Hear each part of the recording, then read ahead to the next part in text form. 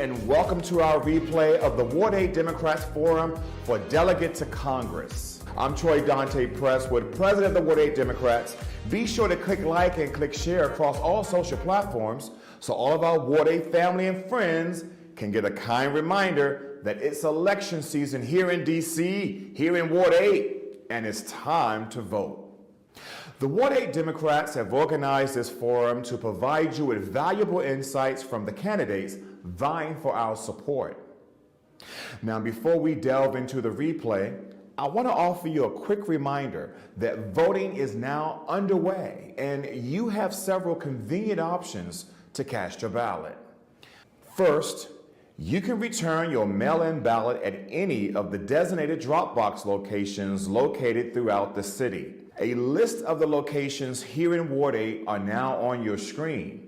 Feel free to take a screenshot of them right now so you'll have it for later. If you prefer, you can also drop off your completed ballot in the mail or at a post office. You can use a drop box location. They close at 8 o'clock on Tuesday, June 4th. If you're using the mail, it must be postmarked by primary election day to count. For those who wish to vote in person before Election Day, early vote centers are available for your convenience. Here we have listed the locations here in Ward 8. You can also take your completed mail-in ballot to a vote center if you must. And if you need to register or update your voter registration, you can do that at any vote center in Ward 8 or anywhere in the district. And lastly, the final day to vote is Election Day, Tuesday, June 4th. These vote centers will be open here in the ward. Feel free to screenshot them right now so you'll have it at your ready.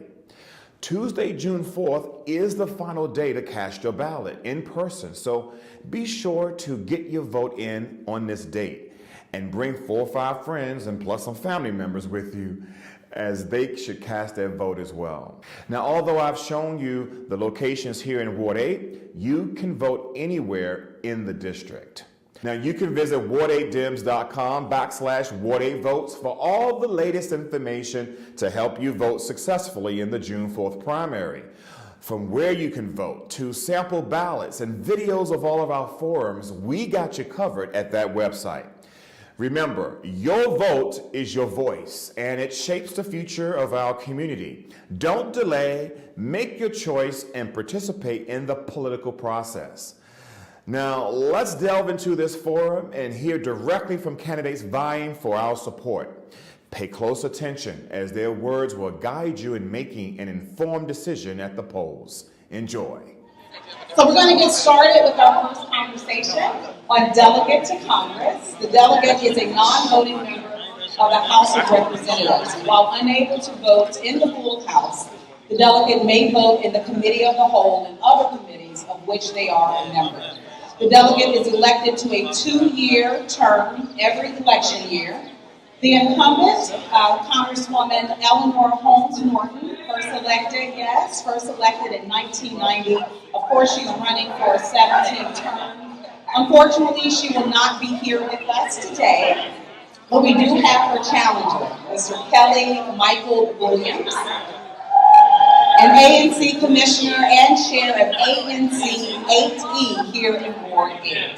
This is the Commissioner's second attempt for the seat after running back in 2022. And so we want to welcome him now to the stage, Mr. Williams.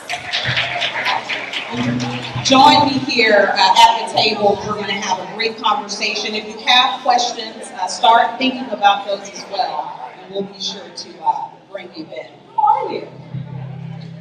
A little feedback there. I'm going to sit on the edge. All right. So let's start there. How are we feeling? We'll keep it, it should be.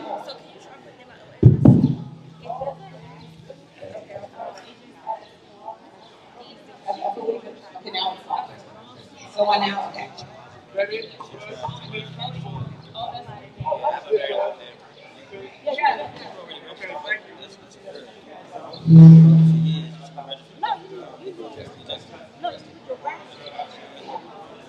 Testing.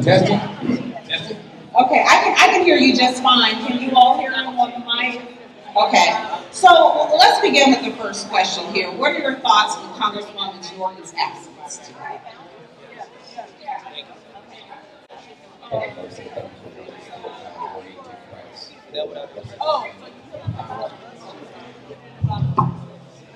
There we go. Okay.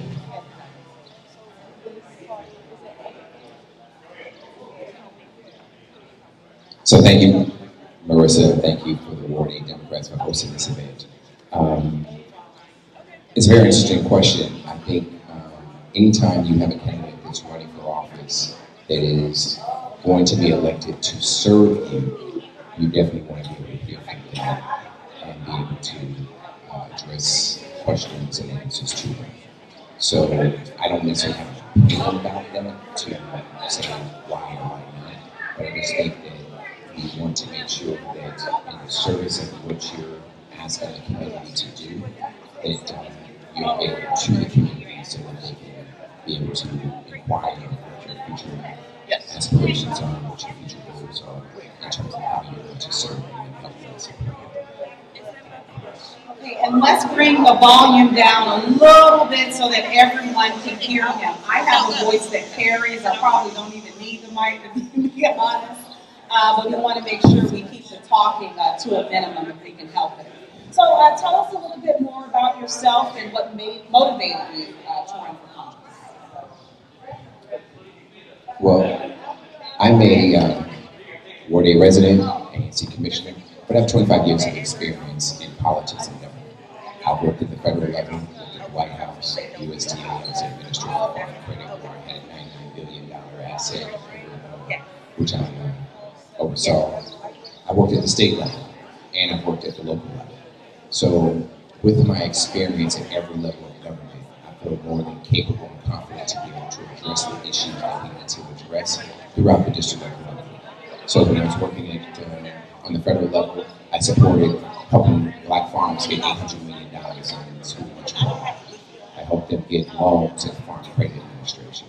When I was at the state level, I authored a bill for motorcycle helmet law because so many people were getting killed in car accidents that we had to legislate them wearing helmets. And then at DC's, the local level in DC City Council, when I worked for Vincent Orange, I authored a bill now that allows DC GED recipients to get their high school diploma. Prior to 2014, that wasn't possible. Maryland and Virginia allowed individuals who got their high school diploma, their GED recipient certificate to be able to get their high school diploma, which allowed them greater access into job areas. So that wasn't capable in DC, and so I did that. I was also homeless in the city. I was homeless with my 3-year-old son. Discovered that there was no shelters or services for single fathers. That was 18 years ago. My son just turned 21, just graduated from NYU on Tuesday, and there's still no services for single fathers in the city. Took care of my grandma, took care of my mother for 13 years. My mother has Alzheimer's and dementia. Last 8 years of my life, I had to leave the workforce because some of our home health aid caregivers aren't trained in the areas that they need to be trained in to support the people that they are going to help. I came home from work. My mother the aide that I had hired was sleeping on one sofa. My mother was passed out on the other sofa with 103-degree fever. At that moment, I fired her, and I decided I had to leave the workforce and take care of her. So then I had to deal with Social Security, Medicaid, Medicaid, her health insurance, navigate all of this office or not. But people had asked me to, and I told them I wasn't going to do it because I'm opening up a restaurant in Ward 7. The Old Strand Theater will be a restaurant and cigar lounge come June 8th. I'm also opening up a credit union in Ward 7. The restaurant's in Ward 7 on Nellie, Helen, and Division. But in 2025, I'm going to open up a credit union in Ward 8 because we have to recycle our dollar in our community. And we have to make sure that we understand that. So what I'm going to be bringing to the table is life experiences. I'm going to bring life experiences to leadership to help us understand exactly what we need, because I'm going to have the same experiences that you have and that you've had throughout your life and others, so I can understand exactly what's there. That's why I'm running for this position. Thank you. As we're well aware, Congressman she's always been very serious about DC statehood and interests. If given the opportunity to have that office, how would you build upon her legacy? Great question. And that's exactly what we're looking to do, build on top of her legacy and use what she's already put in place to step on it. Every generation, that is what we're intended to do. The generation that comes before you, we want to be able to build on top of that. Unfortunately, some of the rights that we have right now are being taken away from us. And the generation, my daughter, may not have her rights and have been taken away from her. Each year, it should be, you should gain more, not lose. So the way I'm going to look at that is that statehood is important, but life is important as well. I feel that my primary responsibility in this role and in this seat is to increase and enhance your quality of life. I can do that with statehood, but we should also be able to do that without statehood. Your quality of life is much more important in how we do that. So one of the things I would look to do is the 5 senators who do not support statehood, who have not signed on to the legislation, lobby them, work with them, and work with their congressional delegation that has already done so in the House to lobby them in the Senate. The other areas is that look at other aspects. 57% of the nation's population support DC statehood. So we have to get outside of DC, go to these other states, and get them to support and lobby their legislators as well. And we're also going to look at how we then be able to navigate and help those senators recognize why it's important to them so they can understand why it's important to us. We can't just sit there and say, we just want 2 senators and a vote on the floor. Because quite frankly, if I never get a bill out of committee, it never gets to the floor. So we need to be able to help them understand why it's important and why our rights under the Constitution is just as important as their rights are.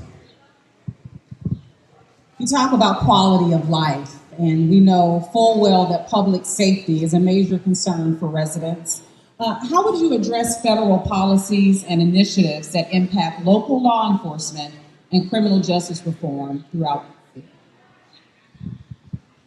So some of the federal policies, I'm thinking you're speaking of Congress voting against the crime bill and things of that nature.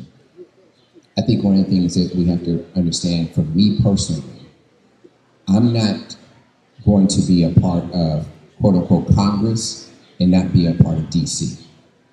So everything that happens for DC, I'm going to have a personal feeling about it because of my quality of life, and I'm going to make sure that Congress understands that.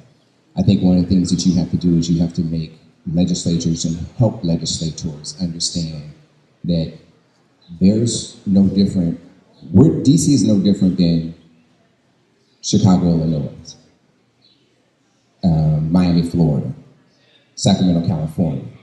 We may not be a state per se, but we have 700,000 residents just like they have. And we have to help them understand that they cannot enforce or impede upon our ability to control what we need to control.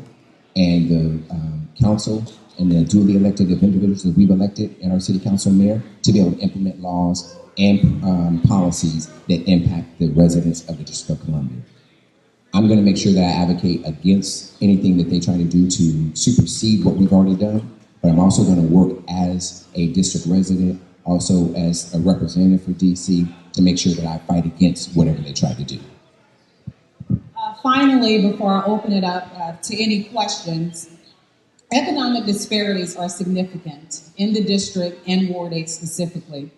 What federal policies would you champion to support economic development and job creation throughout Washington, D.C.? So some of the things I would look at, one is trying to create an opportunity for us to have a federal MBE program, minority business development, minority business enterprises. Right now we have a CBE and SBE program, but we don't have a federal contracting program like they do in other states. So where you can get federal contracts by the 15, 5, and 3 scale. Something of that nature would be helpful for us to be able to have and being able to participate in those federal contracts with the disparities for African Americans and women-owned businesses. Another thing I'm looking at doing too is that there's three programs that I've already initiated currently, which is a drone program, a cybersecurity program, and a court reporting program. Each one of those programs only require a high school diploma. In fact, the drone program, we're starting at 13 years old. So what we're doing with that is we're taking drones, we're then teaching our young people how to take apart the drone, put it back together, and fly the drone. The idea behind that is so they can have skills and develop them to become air traffic controllers. The air traffic controller industry only requires a high school diploma. You start out making $110,000 a year after your first year, and it's a 9-month program that you can go through with a high school diploma. If we can take these kids and give them the vision of how to fly a drone, doing something that they love to do, playing with a toy, but take that toy and create opportunity, engineering skills, and ideas, we can be able to then help them economically get into the workforce and be able to survive themselves. Typing. Simply typing and sitting there listening to someone talk to become a court reporter. Right now, our kids use Xbox and everything else to listen to somebody on the internet, talk to them as they team up to fight or play games on the Xbox. Doing the same thing, we can teach them how to type and make $90,000 a year being a court reporter. And then also with cybersecurity, same thing. 18 years old, high school diploma, you can become a cybersecurity expert making $85,000 a year in 12 months. All three of these programs we have going on right now, they're free of charge. 6 months for a court reporter, 12, however long it takes you as a drone person, and then also a 12-month cybersecurity. Those areas allow you to create economic opportunities and move forward. The restaurant we're opening up is also creating economic opportunity. So we're looking at a gamut of things where we're not going to be tunnel visioned, but we're going to be global vision and helping our young people and middle age and seniors understand exactly where they can go and how they can get where they need to be. Thank you so much. That's Mr. Kelly Michael Williams, candidate for the Delegate to Congress against longtime incumbent Eleanor Holmes Norton. Thank you for your time. Do we have any questions for him? I think we have Troy coming to you.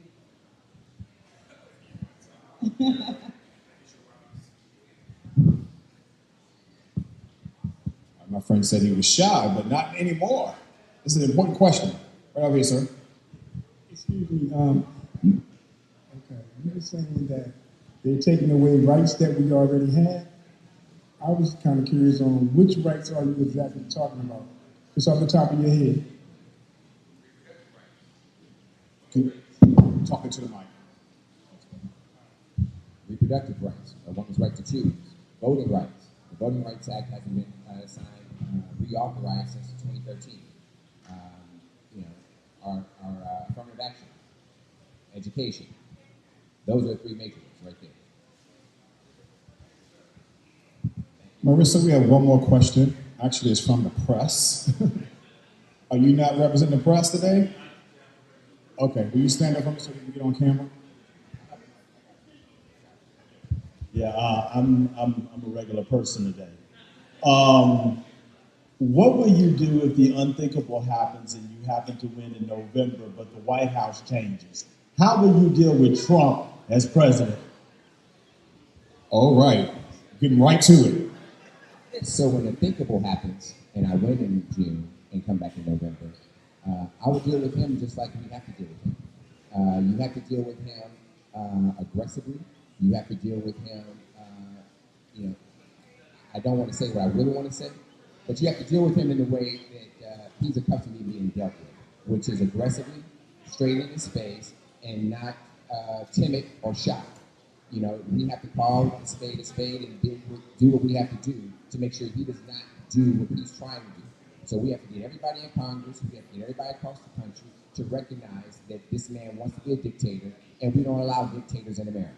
And we just going to have to deal with it as it comes. I mean, it's a hypothetical of what happens, but you're going to have to deal with it when it comes, just like anything else.